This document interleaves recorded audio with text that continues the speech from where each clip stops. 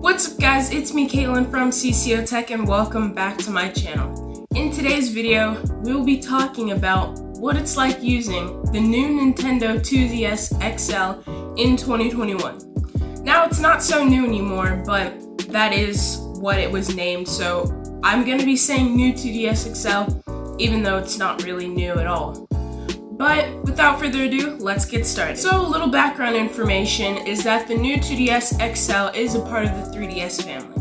Started off with the 3DS that came out in 2011, then came the 3DS XL, then the 2DS, which started the 2DS family, but it's just in the 3DS family, and all it did was take away the 3D compatibilities with the device, and also the first 2DS that was made did not open and close like all the 3DSs did, and it was a lot smaller and I'd say more compact just for younger audiences, because it was easier for younger people to kind of game on that. That was actually my first gaming system from Nintendo other than like a Wii, but the 2DS was the first one I got out of that whole family. After that came the new 3DS, the new 3DS XL, and then lastly, to end it off, in 2017, the new 2DS XL, which does open and close just like all the other 3DSs. It just obviously does not have 3D compatibility. The 3DS family, just all these devices, have been discontinued since 2020, which many of you know because the new thing out is the Nintendo Switch. But there is still a lot to do with these devices. They're just not left in the dust. Still play so many games on them and do a lot with them. But, you know, we kind of have to review it a little bit. So the new Nintendo 2DS XL has NFC and Wi-Fi, which all of these devices do. You can connect to Wi-Fi to play certain games using the internet, and NFC for Street Pass, Spot Pass, all those little apps that came with the device, which were just fun to use. It has two displays, you know, one main screen that is not touchscreen, and then a smaller second display that is touchscreen. The main display is a 4.88-inch LCD display, and the touchscreen, which isn't necessarily a touchscreen, but we'll get into that, has a 4.18-inch LCD display.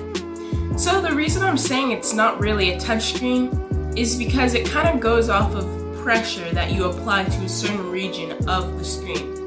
Because most real touchscreens today uses the electrical current in your fingers and whatnot, so when you tap it, the phone responds, or the tablet, whatever is touchscreen.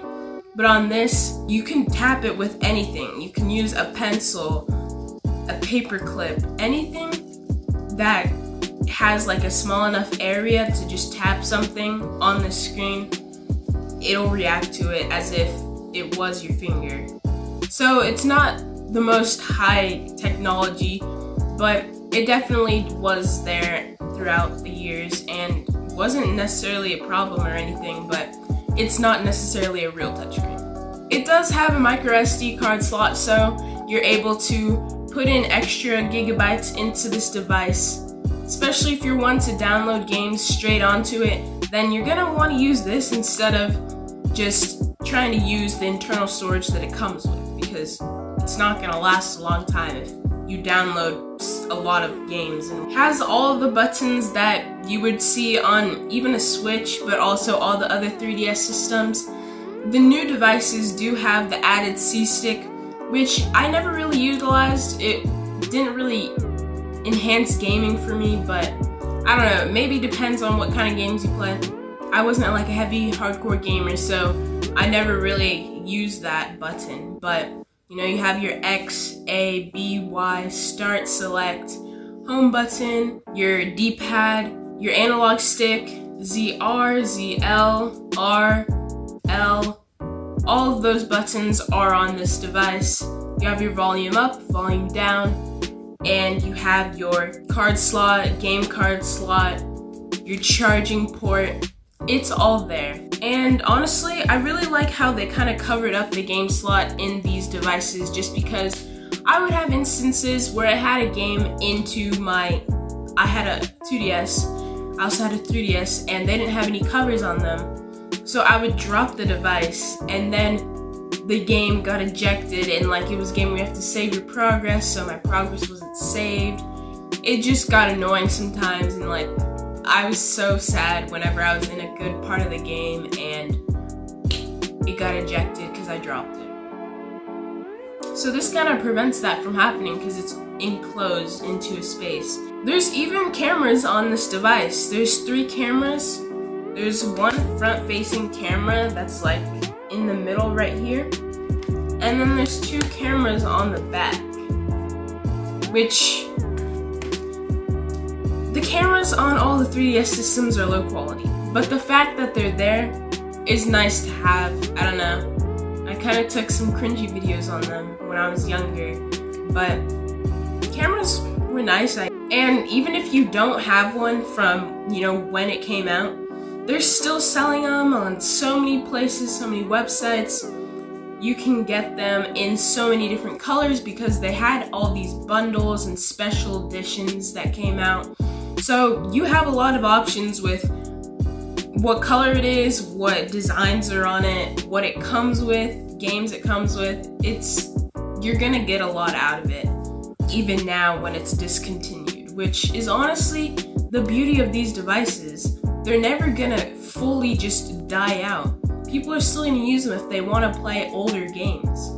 That's honestly the best part about it, because DS games, 3DS games, you're able to play on these devices. The Nintendo Switch is all new games from 2019 and up. So, I mean, if you like the newer games and don't really want to go back to the older ones, then sure, you do you. It's honestly just a fun thing to use nowadays. Playing older games that you might have been playing when you were younger. That's honestly what makes it really fun. So honestly, using it in 2021 is no different than playing it in whatever year you got it. But just the games and the graphics aren't gonna be as high quality or as new as the things are today, but that kind of makes it more memorable. Like you just remember the first time you played it. And I don't know, that experience is just fun to go back to every once in a while. But I do hope you guys enjoyed this video, and if you did, give it a big thumbs up and hit that subscribe button if you haven't already, and I'll see you guys in the next one.